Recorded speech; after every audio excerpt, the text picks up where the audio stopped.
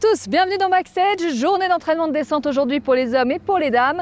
Que pensent nos Français de cette piste? On les écoute. C'est une descente avec des grandes courbes à haute vitesse, des grands murs, des grands lançoirs. Tofan, qui est mythique. Le but c'est de prendre ses marques, il faut être assez malin parce qu'il y a les skis aussi à tester. Le haut qui est très sympa à skier, le bas qui est très sympa à skier, mais il y a une partie au milieu où il faut presque avoir des skis géants pour passer, donc c'était vraiment pas hyper plaisant, faut dire ce qui est. On a pris les repères, maintenant un entraînement ça sert à ça, pour monter en puissance demain et après-demain j'espère.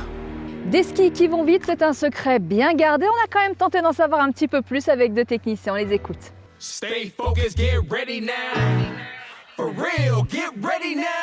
En vitesse, on va plus se focaliser sur faire tourner beaucoup les skis qui voient beaucoup la neige, farter, racler, diminuer l'épaisseur de quart pour trouver un compromis entre la skiabilité du ski et la glisse du ski. Nous, on va avoir des skis de la saison passée, les bonnes paires, on les conserve pour cette année-là, alors qu'en slalom, on va peut-être plus souvent changer de matériel régulièrement.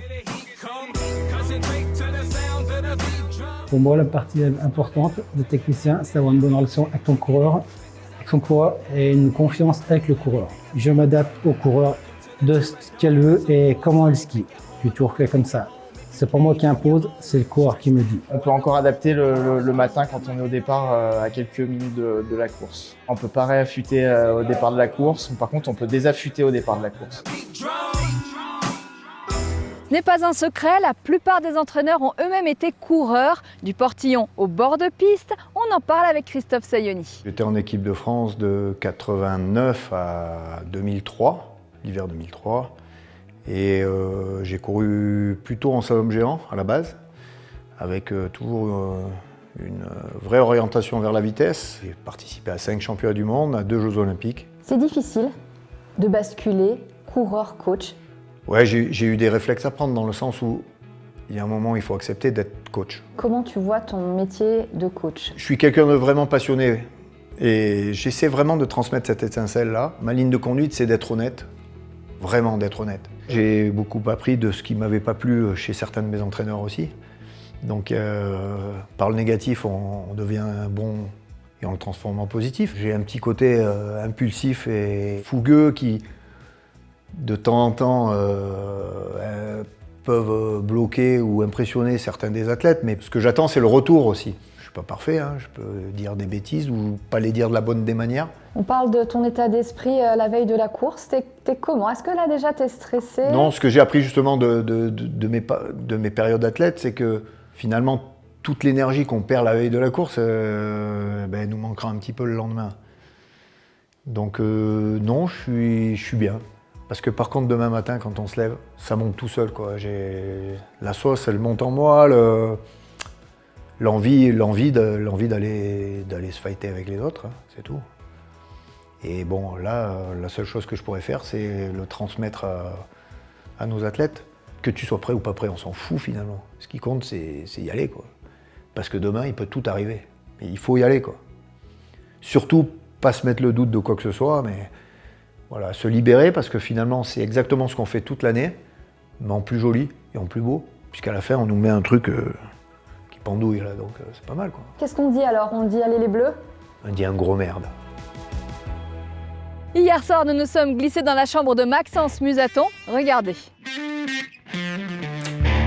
Bonsoir. Oh, salut Mumu.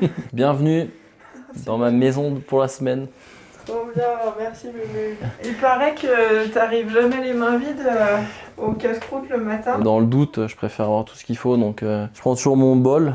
Souvent, dans les hôtels, il y a ces petits bols et c'est pas pratique, donc le bar est obligatoire. Céréales, après un peu de baies de goji, de graines de chia avec un peu de chanvre, le citron pressé aussi indispensable. Et les bananes aussi, mais bon, celles-là, elles sont quand même pas mûres, donc je pense que je pourrais les manger quand je vais rentrer à la maison la semaine prochaine. Un dortoir à chaussures aussi. C'est ça. J'ai pas de coussin magique comme tous les autres ou des trucs comme ça. C'est parce que tu les aimes beaucoup que tu dors à côté d'elles ou... Ouais, bah le soir, je leur souhaite bonne nuit et tout. Le matin, si elles sont levées avant moi, elles me réveillent. Tu veux que je les mette où? Je vais pas les mettre dans le couloir. Demain, Tiffany Gauthier et Laura Gaucher, nos 2 Françaises, prendront le départ de la descente de ces mondiaux avec détermination et engagement.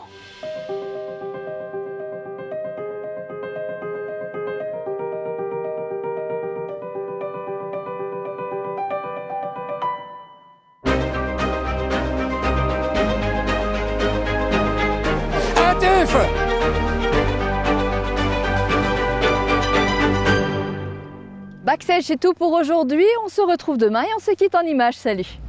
Backstage, number 3. Come on. Je vais essayer de me concentrer pour demain et d'en discuter un peu avec les coachs. Tu peux parler direct avec ton coach qui est là. Vas-y, je t'écoute.